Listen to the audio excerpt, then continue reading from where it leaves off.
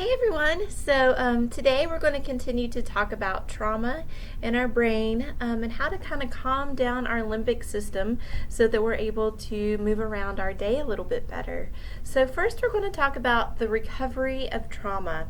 And to recover from trauma, that basically just means that you feel safe in your body, you don't feel triggered as you're moving around your day, and you kind of just get ownership of who you are and your body and your experience. You don't feel like your emotions can hijack you at any time, or a trigger can make you feel unsafe at any time. If things like that were to happen, then you feel like you can control that and you can kind of work your way through it. So today we're going to talk about some strategies that you can use out in your world in the day. Before we get started, just let's do our quick little disclosure that this is not a counseling session, that we are just here to discuss trauma in the brain and just give you a little bit more information. Always continue to talk to your professional mental health care provider about any concerns or questions you may have. Okay, so let's talk about our body. So trauma makes us question what we know. So whenever you're in recovery from trauma, you're able to know what you know and not get triggered by it. So you can remember things that have happened and know that those are real and not be triggered by it. One of the craziest things about trauma is that it makes you think that you're lying to yourself or things didn't really happen. A lot of the times, whomever that abuser is or whatever the trauma was that occurred was covered up by people, by family members, by friends, whomever that was. And so as we are growing up, we kind of have to learn that we can't speak our truth, or you're not allowed to say things because you'll get in trouble or your family will get in trouble. So this means that you've lived a life where you haven't able to be your whole genuine authentic self and let people know who you truly are, because you can't explain all of your experiences.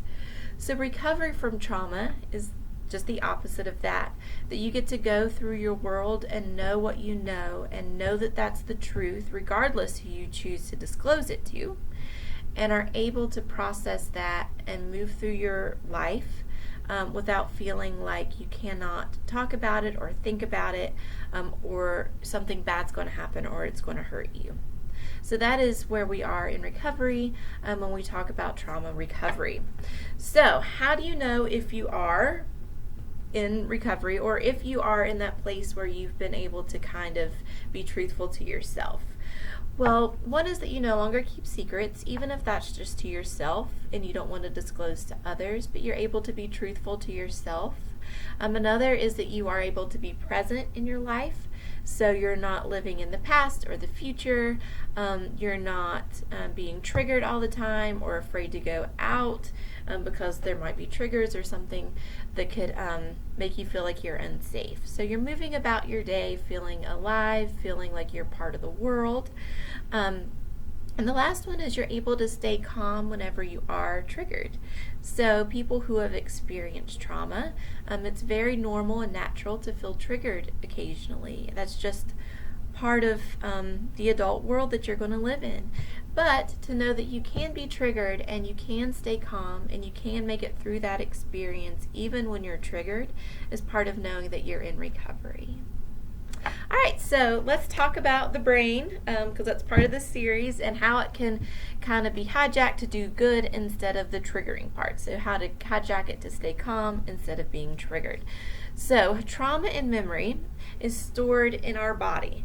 So when I say in our body, it doesn't just mean in our memory, because remember, good memories are stored linearly, and our trauma memories or bad memories are stored in ways that trigger that fight or flight response.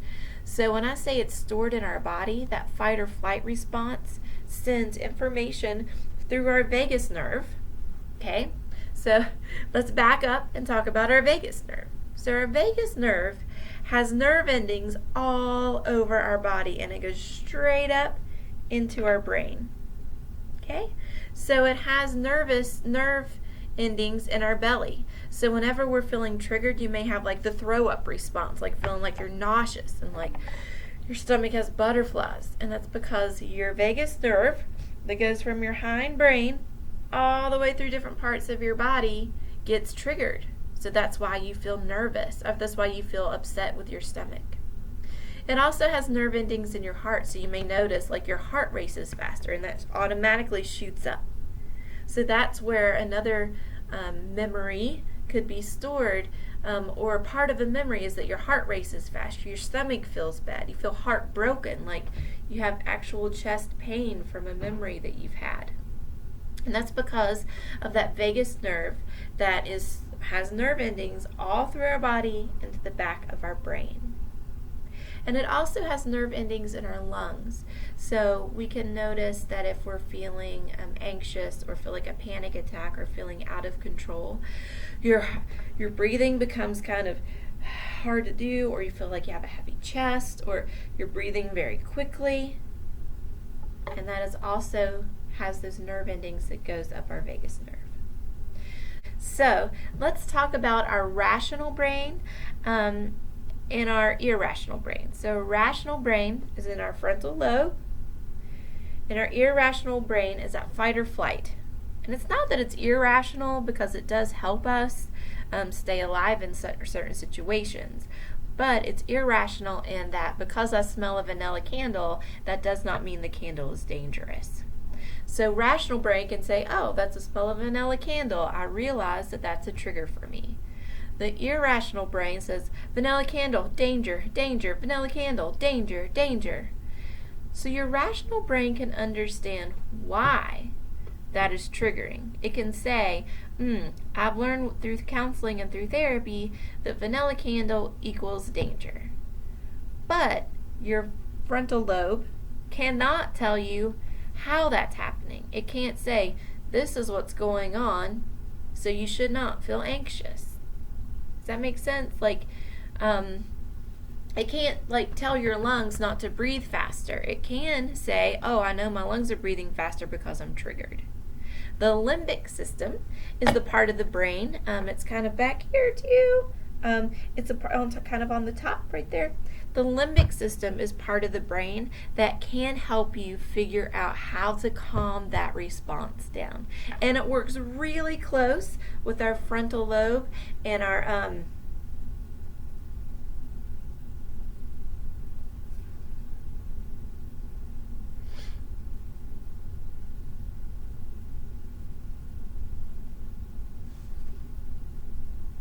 Okay, so let's talk about our rational brain versus our irrational brain.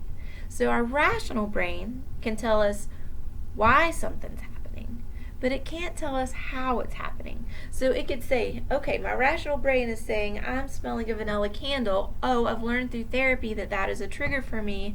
I need to start to breathe. But it doesn't really tell us how. Like, it doesn't say, oh, this is... My rational brain's not saying, oh yeah, it's the limbic system going off. I know that I need to blah, blah, blah. Like, that's a process that is just a natural, like all of a sudden fight or flight. It's not a linear thought of like what's going on in our brain. So that's kind of rational versus irrational. Rational is like, I understand the vanilla candle is a trigger. The irrational part of our brain saying, so what? Danger, danger, danger, danger, danger. And that's the part of our brain we also have to learn to control. So the rational part, the frontal lobe, is really great at processing what's going on through our trauma.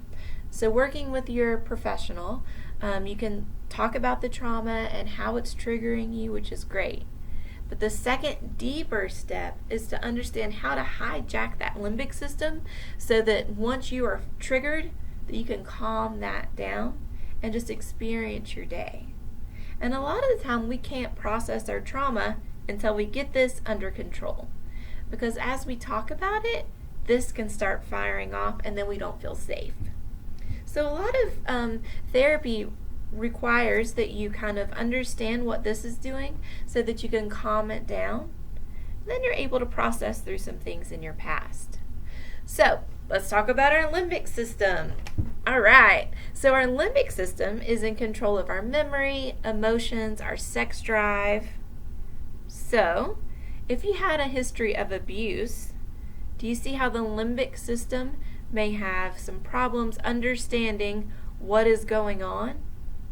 Yeah, because it can have intimacy mixed with trauma, mixed with emotions, mixed with images of our memory that says certain touches or certain feels aren't safe.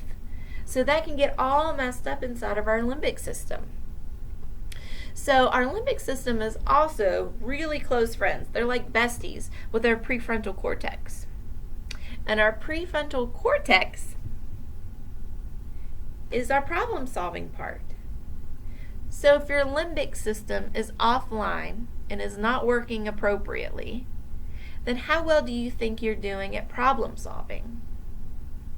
And if your besties, your limbic system and your prefrontal cortex are fighting, and the problem solving's like, hey, I know what our problem is, hey, let's figure this out, and the limbic system's like, nope, that's a trigger, nope, like, you're not making good choices right now.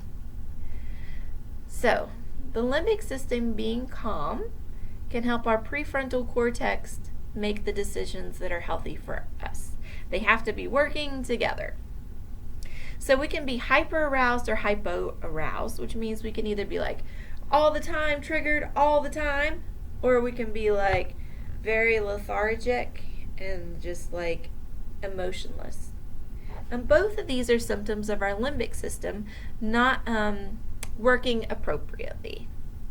So how do we get our limbic system back online working, right? Okay, so our limbic system, bestie, is our problem-solving system. Bestie is our prefrontal cortex to help solve problems. So our bestie can say, hey, we know how to solve this problem, you need to breathe. Okay? And our limbic system is 100% related to our vagus nerve. So if our prefrontal cortex says you need to breathe, that's a good choice for you right now. And we start to breathe, not like this, but like this.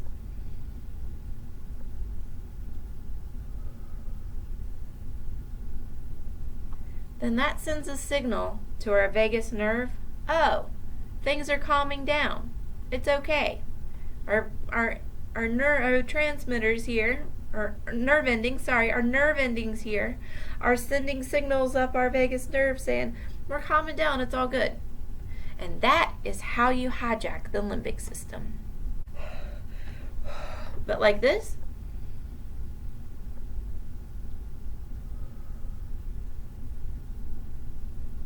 Then that sends a signal to our vagus nerve, oh, things are calming down. It's okay. Our neurotransmitters here, our nerve endings here are sending signals up our vagus nerve saying, we're calming down, it's all good. And that is how you hijack the limbic system.